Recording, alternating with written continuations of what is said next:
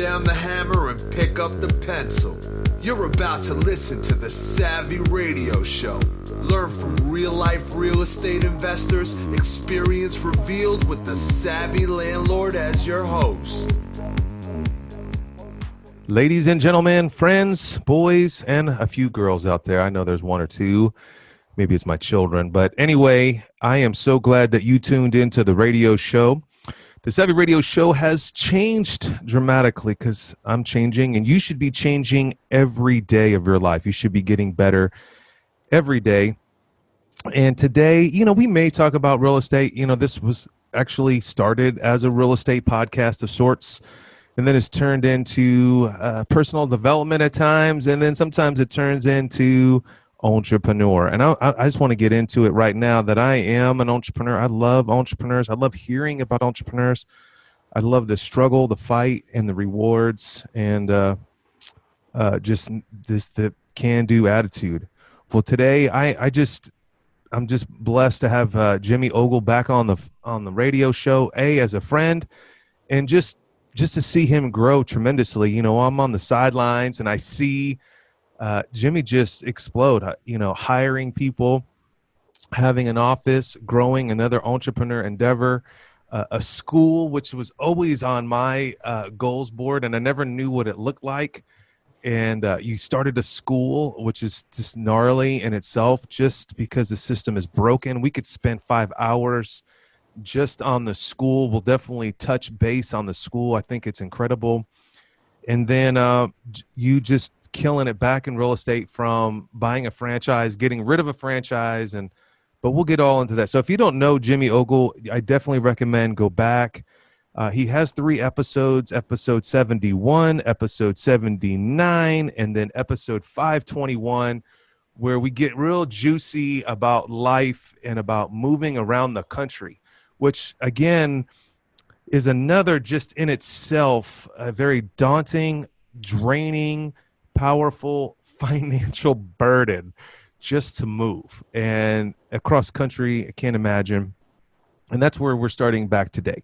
So Jimmy Ogle, if you don't know him, and I'll just do it real quick, entrepreneur since he was 23 years old, from a FedEx distribution route to houses to just all kinds of just crazy, from oil, right? You have lubrication for for machinery, right? Or guns or something to that effect. Wolf something. Is that still around? Why you got to bring up my failures? I was going to do a podcast on all of my, I did Prom Fest. I actually was looking at my old hard drive, and, technology's changed, and I was like trying to back all this. I was like, man, so many endeavors that I have failed on. By the grace of God, there's this thing called tax write-offs. But I have crashed and burned. I didn't know that failed, so sorry about that. But hey, we can always talk about your failures because it just motivates other people. Hey, and then just killing it with assets. Did a flip in Mesa Park, right? You bought that house, lived in it, and flipped it. So you've had great success. Obviously, you've had some trials and tribulations. And so now you're back in Oklahoma City. And so that's, I think, if you go back to episode 521, you'll get the reasoning why he went to California, got just enthralled with Tony Robbins, which I'm an avid Tony Robbins fan. My wife brought this up the other day. Hey, man, that dude's getting old. When he gets live again, we need to go see him. And I'm like, yeah, we need to hit that up. Not the Date with Destiny, the other one, or one of them when we haven't seen. So we should do that together. But and if anybody knows anything about Tony Robbins going down, I went to his website the other day, and it's all virtual. But then he made the decision, his family made the decision to come back to Oklahoma, and then that's where we're starting off. And then all of a sudden you have a school, and all of a sudden you're buying a commercial building, and all of a sudden, so let's start there. I know it's all over the place. Are you glad to be back in Oklahoma? We are glad to be home in Oklahoma. One thing that we don't like to say back, because we don't feel like we went backwards. We chose to move forward in moving home. It was moving forward decision, like you had said, coming out of Tony Robbins. Part of it was that, and one thing I've always wanted to do was buy rentals, and so that was a big driving factor in moving home. And then we had some business partners in LA, and they were getting a little scared of the market, so we were going off on our own again. And we joined Investor Fuel that same time. All this was happening in February of 2019. And so just was looking at everything and stuff that we were learning in the mastermind, and it all pointed back to moving to Oklahoma City was the best choice for us. And missing family, having young kids and stuff, it's tough to start over. I mean, we had a lot of fun in LA, but at the same time, it's kind of tough to start over with young kids in a new city. Now, hindsight 2020, was it regretful? Was it a good experience? Would you do it again? Yeah, it was an amazing experience. I'm glad we did it. I've always lived in Oklahoma except for that little stint. And it was something I needed to get out of my system. It was fun. We had a blast. Met some cool people that we still talk to today. Cool. Was, open to a lot of diversity. I mean, when we were out there, my wife's friends, 2 best friends were Japanese. My sons had a lot of Japanese friends. Just a lot more diversity out there. And so, was open to some of that. I was in a weird spot right before we moved out there. Just the Home Investors franchise wasn't doing so great here, and going out there, just new types of houses, bigger numbers. I mean, it re-energized me for the business. So you mentioned you bought into a franchise, Home Investors, and then what compelled you to kind of do it on your own? Was it is that your entrepreneur spirit? Was it a cost savings? You wanted to be in control? I mean, you've duplicated the same thing in essence, right? I mean, except for you're not doing billboards that I'm aware of. So, I'm an entrepreneur at heart. So Home Investors was great that it gave me my start. But at the same time, I'm a huge Facebook guy. Like, one of their things was you can't post that you buy houses on Facebook because you're competing with the other franchises in your area. And you can't, they're very old school and not up with the times with some of the new marketing ways they weren't doing. And so their marketing costs were getting a lot higher. So not only was it a good business decision, but just me, also I just kind of felt held back as an entrepreneur. Yeah, absolutely. I didn't know that. I guess I don't know the inner workings, but that's just I understand the conflict of competition, but I mean, Facebook, you have a platform. I mean, why wouldn't you utilize? I mean, that's like having food and not eating it. I'm like starved to death. Anyway, so how's that going? I mean, now you're CEO, right? I mean, before you're just this entrepreneur, kind of had some people. Now you're running an empire of staff. Like, you have buyers, disposition staff, admin staff, right? I don't know the inner workings of your business, but give us a scope of staff that you have and volume, and has it been fun? Sucks? Tell me. Yeah, it's been great. So we, moved home in April 2019, and I was kind of a one-man show for, 6 months or so. And then, our first month on our own brand, we did as many deals as we did. It was our biggest month with Home Investors. Wow. And so I knew things were going to be good. And so, 6 months later, I hired an acquisitions manager, and then I heard somebody tell me, if you have one, you have none, basically meaning if you're dependent on that one person, they quit, you're just right back in it, right? So we quickly hired a second. And with that, just overnight, our volume doubled. Cool. With the same lead amount, because we had 2 people focusing on the same amount of leads, where I might have dismissed it if it wasn't a hot lead because I'm busy with all the hot leads. So basically, you always had to choose between what your time was well spent on. Exactly. And so we quickly went from 5 deals a month to 10. And then we did that for quite a while. And then this summer of 2020, we lost one of our acquisitions managers. And so we've been hiring this year. And we've had huge growth this year. We started the year off with 3 or 4 of us, and now we've got about 15 people total on our team. That's awesome. Half virtual and half in the office. It's really interesting. I started a business a year and a half ago, and it was just myself and a partner, and now we're on about 10 people. And when you stop and think about that, like, logically, you're doing everything in the beginning, and then now you have one person dedicated to one thing, And it's just amazing when you look back and your payroll is like over $10,000 and you're like, how is this even possible? Are we sure we're making money? Yeah, right. What's that feeling for you? I mean, and I guess that's a year later, right? So you started that thing, you said in April. So we're not even, over a year and a half, I guess. April would be 1 year, 2020, which is in the middle of COVID.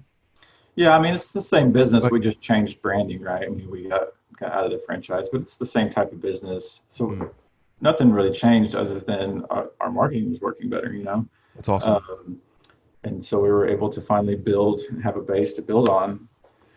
But yeah, it's weird getting back used to having that overhead, but I'm used to, I've had businesses like that have tons of overhead, but it's, I was kind of a one-man show there for 5 years or so, and now we're getting back to building a business. And so what's your struggle now at your age? How old are you now? 38. So you're 38. You got at least 15 people looking up to you as a leadership. What's your struggles now? Honestly, so I am trying to hand everything off to a COO that's going to run everything, and so that's probably been my biggest struggle, is letting go. Right. Do you give yourself some pep talks? How are you? Most entrepreneurs don't let go. That's their demise in general. I coach a bunch of entrepreneurs. I'm like, listen, people are going to fail and you're going to lose money. Just get used to it. But they don't like that. They don't like to fail and they don't like to lose money. Nobody likes to lose money. Nobody likes to fail. But the more you fail, and I would say almost the more money you lose, the more money you make in essence. But how are you coping with that? Is that, day by day? Do you have a coach? How are you dealing with that situation? Because that can't be easy, especially 38. You've been a hustler for 20 something years. I guess would it be something like that? 23. Yeah. How are you dealing with that? How are you letting go? Help us. Help the entrepreneur out there. It's just day by day. And so I'll hand off, kind of one thing at a time. And so like recently I handed off, not necessarily bookkeeping. I wasn't keeping my books, but I was the one cutting the checks every week, and all that stuff. And so I handed that off recently, outsourced to a bookkeeper, and that's been life changing. Since 23, every Friday I was cutting checks, for 15 years, and finally handed that off. And but it's crazy because I keep handing off different things, and then there's still a full day's work. And then also like these people you hand stuff off to, they're like, man, I have a new respect for what you did, because like this is a lot to keep up with. You mentioned something. I give something off to somebody else, but I still have a full day of work. Have you ever wondered, like, how did you get things done before? Or did you, do you feel like you have any freedom now? Or does it feel like you got more momentum and you got to work harder? It's like, what's going through your mind or your daily activities? Like, what is it? There is more work, but at the same time, we're growing as we go, because it's like the more you hand off, then the more you can do. So the more you grow, the more you can produce. So like right now, I've always handled all my dispositions, and so we're trying to hire someone to handle that for us now, just because I'm the bottleneck, right? I can't be the only one that does it. And there are a couple of reasons. For one, I'm friends with everyone that we sell to, and so everybody wants the buddy discount. We're building a business, and see you roll your eyes there. Well, I hear you. I haven't bought a deal from you, but I get it. People just, I don't know. The market's really weird in itself. It's like there is no buddy deal. Like. I guess the buddy deal would be that, but at the same time, like I said, we're trying to build a business and put systems and stuff in place, and so I just got to get myself out of the way. But like for example, for December, we already have 19 contracts this month. It's our biggest month ever, and so yeah, that's interesting. I wonder what that means, because I just talked to a wholesaler in another part of the country, and the same thing. He said this is the best December he's ever had, and as a wholesaler for over 10 years. Yeah. What's your take on that? Is that market shift, COVID? I think it's your mindset, honestly, because this year's had havoc on a lot of people's mindset, right? Because I was talking with someone the other day, and they're complaining about how they could always go out and get a deal or two a month to provide whatever, and they just haven't seen any deals out there. And I'm like, man, it's a mindset. I'm like, we've had 1 or 2 slow months this year, but for the most part, this has been one of our best years yet. I think the important thing, and I'm just assuming this, and I'm not speaking for you. Since you have the manpower, you're probably going back to old deals, and they're probably converting. I mean, I think that's in business in general. I mean, like in sales, right? You have 1,000 leads, you've exhausted them in your mind, but then you go back and work those leads. All of a sudden, they're raining more sales because you have the manpower and the capacity to go back to them. Honestly, a lead is never dead until it sells. Like these people contact you for a reason, whether if they're selling in a month or in 5 years. Mm-hmm. So, I agree with that. If you're just writing off a lead today because they didn't like your offer, I mean, in 5 years from now, they might right. Things change, especially a year like this year. I mean, it's someone we talked to 3 years ago, COVID might have really triggered whatever their situation is, and they're ready to sell now. So, and speaking of that, COVID, what do you think is going to happen in the market? And of course, the CARES Act and lifting the forbearance. Do you have any wisdom there or any thoughts, especially since you're in some pretty big networks or the little? I mean, none of us have a crystal ball. Who the heck knows? I mean, I wouldn't have pictured 2020 would have looked like the way it's looked. I mean, I know in March when it first hit, it's like, oh crap, like what's going to happen on the retail side of things. And I wasn't, oh crap. I was like, oh shit. How are they going to pay my rent? Like, yeah. I'm exposed. So I mean, I would not have predicted this year would have went the way it did. Mm-hmm. I would assume that, I mean, they can't keep pushing off, foreclosures and stuff forever. I would assume once they open up, I mean, but I don't know what's going to, there's also a lot more money investors buying single family real estate than there has been in history. So, which is drive the price up, which is really good for a wholesaler. So, I mean, if there's a ton of foreclosures, if money keeps coming at it and buying them up where they don't flood the market, then I don't know, man. Like I said, who the heck knows what's going to happen? Well, let me give you some of my advice, if it means anything. Get some cash and be ready. Yes. Because it's going to rain. Speaking of cash, I've seen your little smooth posts on Facebook. Hey, I could do this for you. I see that you're into private money. Is that? Yeah. So tell me about your walk with that, because I know that you were strong in banks, and then now it seems like you're pretty strong in private money. How'd you make the turn to that? Or has that always been a strategy for you? And shed some light on your private money situation. I don't know if it was just being intimidated or what it was by it, but I just never really pursued that. And then, not only being part of the mastermind, but also seeing your friends start raising money and stuff. It's like, well, why am I not doing this? And so literally it was just as simple as talking about it. And then people, gave you money. Yeah. It really is that simple. Well, it's cool. It's super cool because one of my friends gave you money, and I was like, oh, that's cool. Welcome to the club, homie. Yeah. I mean, it works. I mean, I wouldn't be where I am if it wasn't for people that have loaned me money. I mean, there's a couple other people that are investors in our same market that utilize, they can't use their self-directed to lend to themselves, so they lend to me. So yeah. Oh, and it's like a triangle, because that same person asked me for money, and I love that. That's actually one of my very first private money deals. Hey, I'll loan you money, you loan me money out of my IRA. Right. So, it just worked out. So are you mastering that? Is that spending some time on private money? Or are you just kind of just playing with it as it goes? Are you trying to build that up?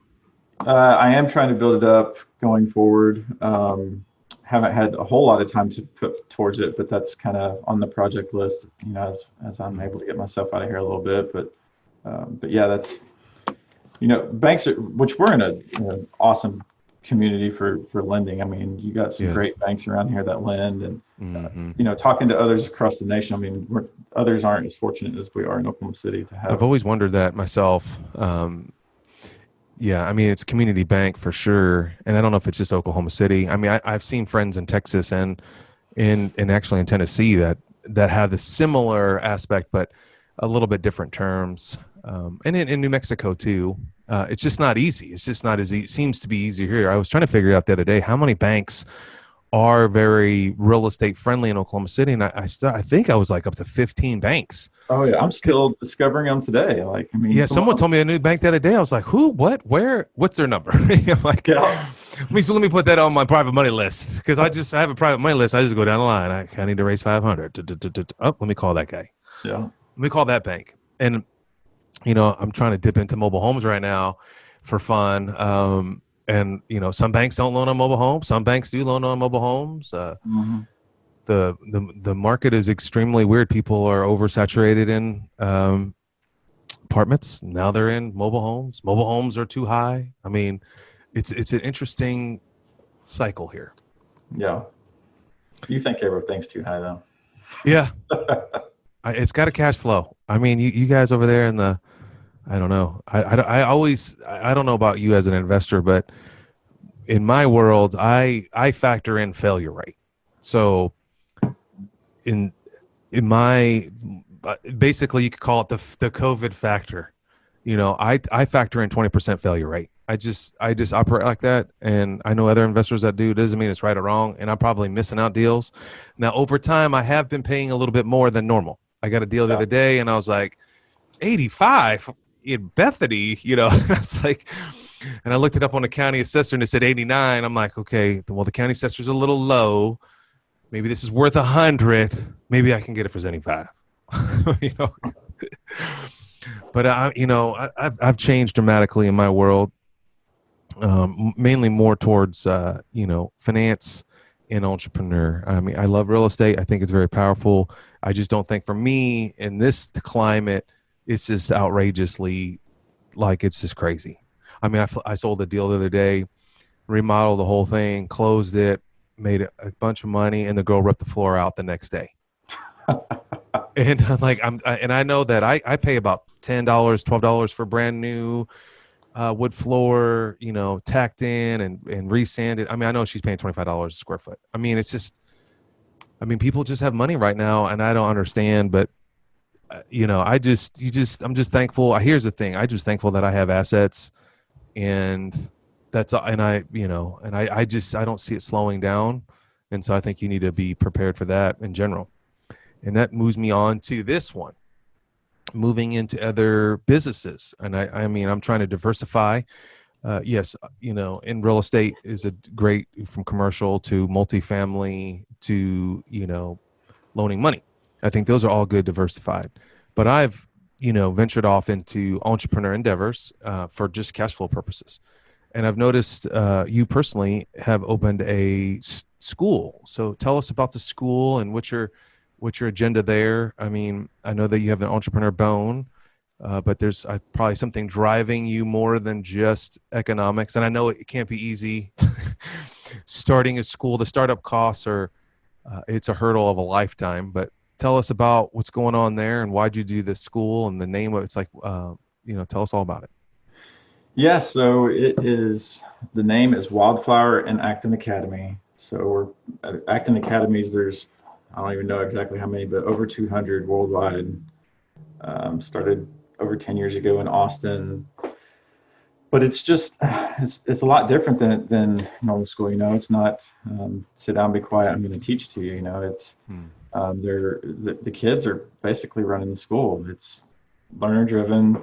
They are more of like project-based learning where they so recently we did, I don't remember how long it was, 4 or 5 weeks. They call it Quest. They did it on entrepreneurship. And so each of them came up with a business, created a product, and then we had a business fair where they, we invited people to come in and they sold their product.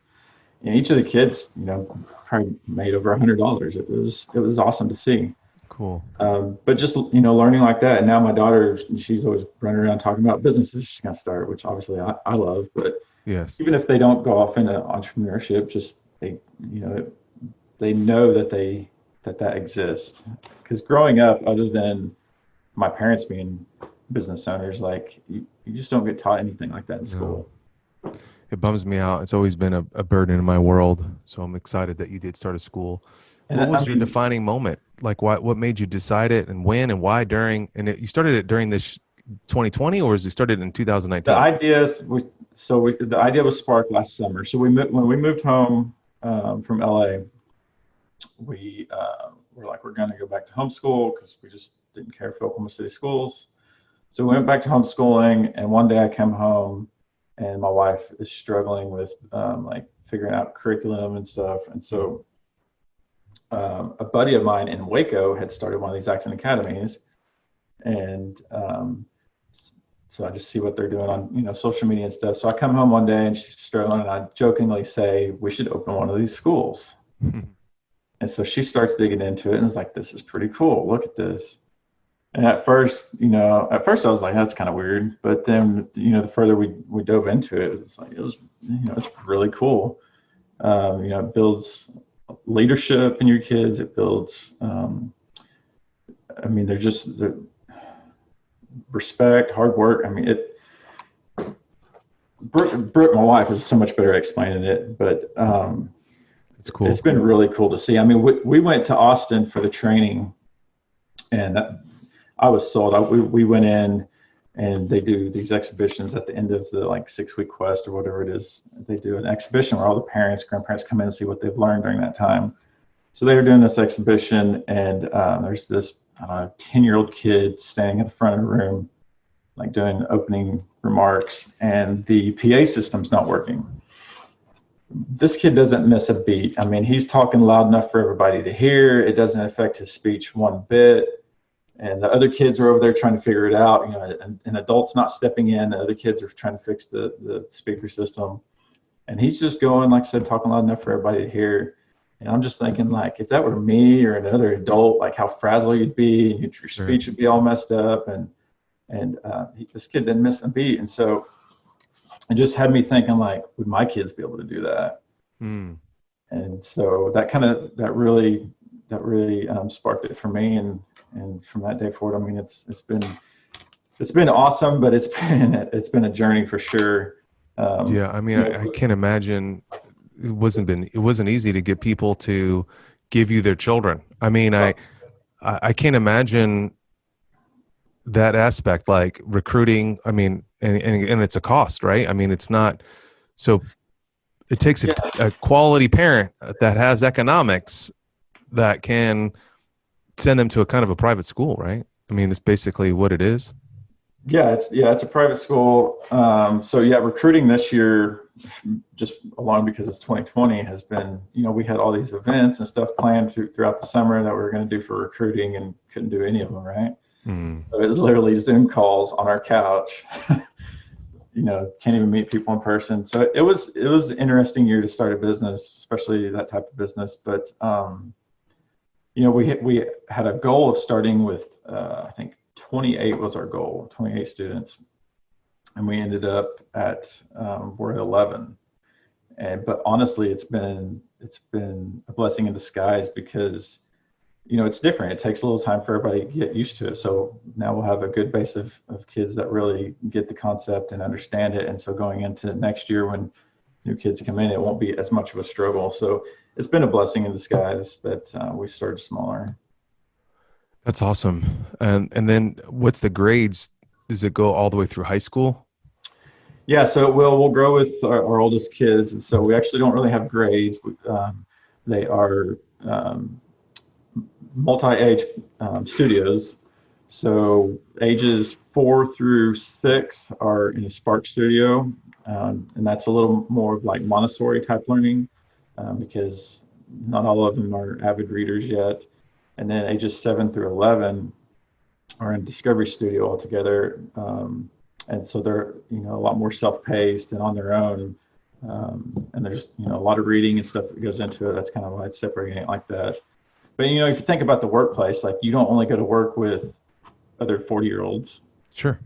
All different demographics. And so that's kind of it sparks, mentoring others. So our guides, which is what our teachers are, because they're not teachers really, they are not allowed to answer questions.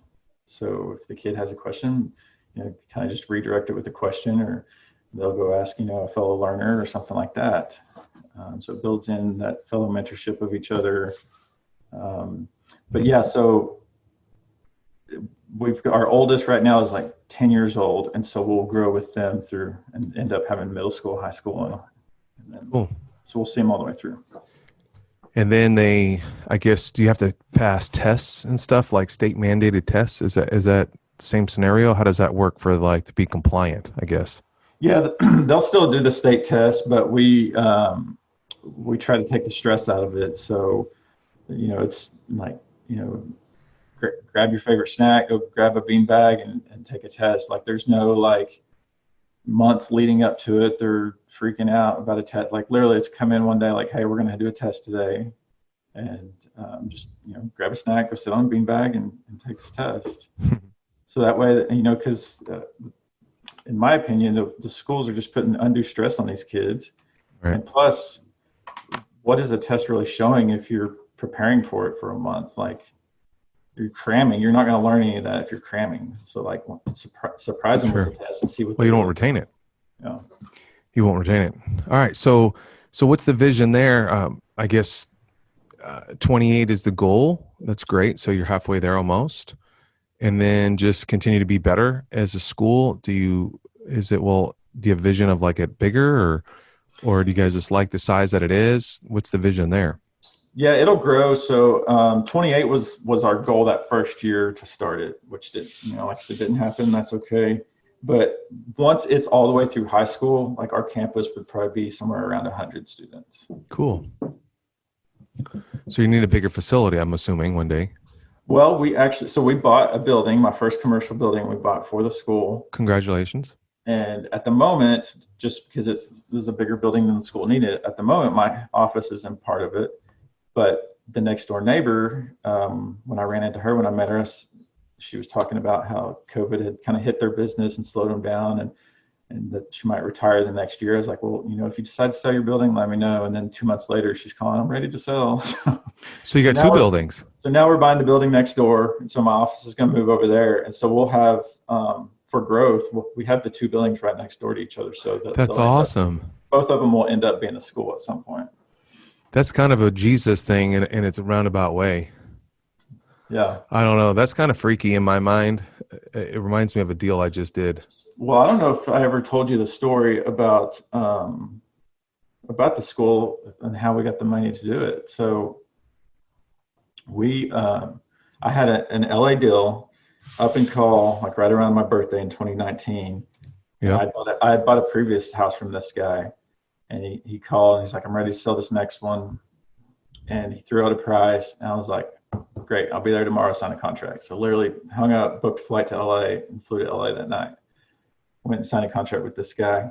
So before this happened, Brooke and I had sat down and came up with okay, here's how much we think it'll probably, take to open a school. I mean, obviously, to produce the school. Obviously, books, building. You don't know everything until you start actually doing it. But I know. I saw on Facebook you had I need bookshelves, and I'm like, golly, that's probably a G right there. I saw you make all those. I saw that. Amazon. I was like, this. I know. I've been there. There's still Amazon orders pouring in stuff. But anyways, so we wrote down this number, $140,000. Okay. That California deal that fell in my lap a month after we signed up for the school, I made $140,000 on. That's awesome, man. It was nuts. So I love that. Yeah, it was definitely a confirmation that we were on the right path. It's so crazy that's happened to me. I sold the deal and I made exactly enough money to do this one thing, and that's happened to me a couple times. When you commit and when you give it all to him, he just provides. I don't want to get all religious because I'm not religious, but I love Jesus. But he gives you the desires of your heart. It just sounds so easy and cliche. Yeah, I want a Maserati out there. No, it's not that simple. But the reality is, he does give you the desires of your heart, and he gave you desire to open the school, and there's a need for it, and he's cool like that. It's awesome. Yeah. All right, man. So we'll wind this up here. What else is? So tell us what else is going on, or What are the things that you've learned the most so far in all of your endeavors, just in general? The biggest thing I've learned is just when things get tough, just keep pushing forward. Mm, It doesn't last forever. You have your ups and downs, that's and good. not every day is going to be down, not every day is going to be up, and just accepting that and just keep moving forward. Take the next step. Speaking of that, how do you stay positive? How are you keeping? I know that you probably. I mean, I go through dark times, struggles. Deals don't go well. You gain weight. This is like, and I'm reading this phenomenal book right now about like weight and depression. It's very interesting. It's called The Bright Line. It's a really good book, Jimmy. I don't know if but it's we have this thing called willpower, and they just had a groundbreaking study called the Radisson test, where you actually, as an entrepreneur, that you deplete throughout the day with your decision making. Every time you look at an email, even every time you look on Facebook, you're constantly making decisions. Should I scroll up? Should I scroll it down? Should I reply? Should I say? And then you go to your email, same thing. Should I reply? Should I take with it later? And then you, as a business owner, should I fire? Should I hire? Should we spend money? And so we're going through this depletion, which is basically called willpower of sorts, and it affects your eating, which thus affects your depression. It's just a book I just started. Like, seriously, I'm on chapter 1. Yeah. And so it's just it's called The Bright Line, if you want to listen to it. And my wife is on it with me, and it was just profound, the story of this gal, her crazy life, and where she's at today, through this process. And I'm only on like chapter 2, but I'm just curious, what keeps you motivated? How do you stay above board in your mindset? When things are just like, the other day, my water tank busted at my house and just ruined my son's room. And I'm just like, this can't happen. And then something else just blew up. And then, of course, I committed to the Lord and something, and I just feel like I'm getting super, very attacked. But I just, every time I walk by my son's room, I just pray. I'm like, God, I can't do anything else. I mean, the steel's got to dry, and we got to remove this mold. I don't know what else to do, Lord. And I've called like 10 friends, like, how do I handle this? Because only my tenants have handled this problem. Like, I have really genuinely never handled like all my carpet soaked out. And, and it's over with now. I mean, today they're coming to stretch the carpet and blah, blah, blah. That's one technique. I just pray about it. I'm like, I just kind of pack it away, and I'm going to deal with it when I can deal with it. But how about you? How are you dealing with adversity or lack of motivation? Like, no, I don't want to go run today. What's a technique or a trick you got 15 staff members, and 2 of them are being not exactly the way you want them to be, or how do you motivate them? How are you sustaining? How are you with this smile on your face? How are you staying jovial? How are you doing? What's your trick? I think the biggest thing for me looking back is just surrounding myself with the right people. And that goes into your social media feed. Like, if someone is having a negative influence on your mind, like, unfollow them. Like, you don't have to unfriend them, just unfollow them where you don't see what the negativity.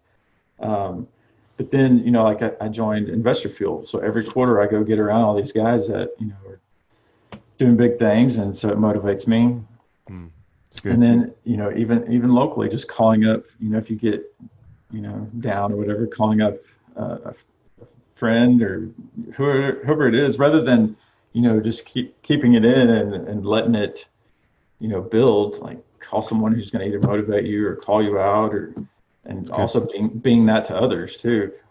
I've sent texts to people when I'm trying to call them out on stuff and they don't respond, but you just hope that it's received in the right It's good manner. But so that, and then which also plays into guarding your thoughts. I posted something on my Facebook story the other day that was talking about, like, do you believe what you think about the most, like, brings about, things in your life?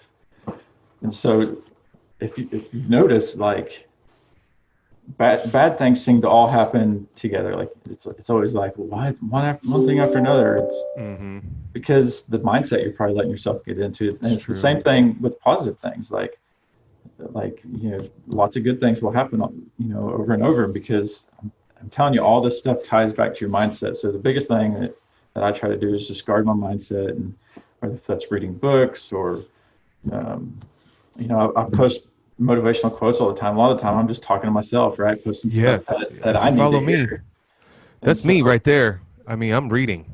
And like I deliberately was not on Facebook for this majority of this last couple of days because I just think it's a drain, yeah, And after I read that book the other night, why do I need more decision fatigue? And I think as an entrepreneur, that's all I do all day is make decisions. Should I put money here? Should I do this? Should I help this? Should I raise this person? Should I do that?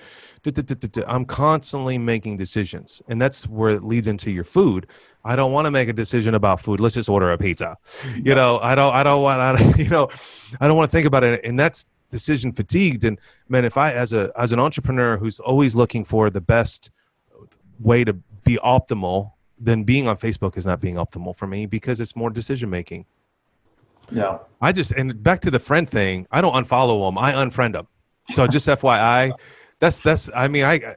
when someone posts something that's like whacked out, like I'm not talking about political because I don't care about that stuff, but like sexual or something that's like, man, that's like sure. if my son saw that deal, I'm like, you out.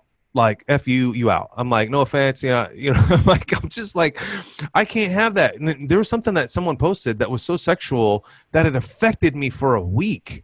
And I struggled with, should I unfriend this person? This is like a long-term friend. I'm like, man, they're in a bit, I don't want to judge them. I'm like, dude, unfriend them. Like, Yeah, what's wrong with you? Just like, why are you even thinking about this? You just lost 5 minutes of your life to yeah, something that means nothing. yeah. Not that I'm not against sex or anything, just ladies and gentlemen, boys and girls, just with my wife. I'm just I'm like, I just don't need any more temptations. 1 Corinthians 10:13, there's no temptation that can seize you coming to man. God's faithful. You won't be tempted beyond what you can bear. He will always provide a way out. That's my way out, called unfriend. Yeah. Bang. All right, man. It's a pleasure. I'm so glad that you are willing to. I haven't talked to you in over a year.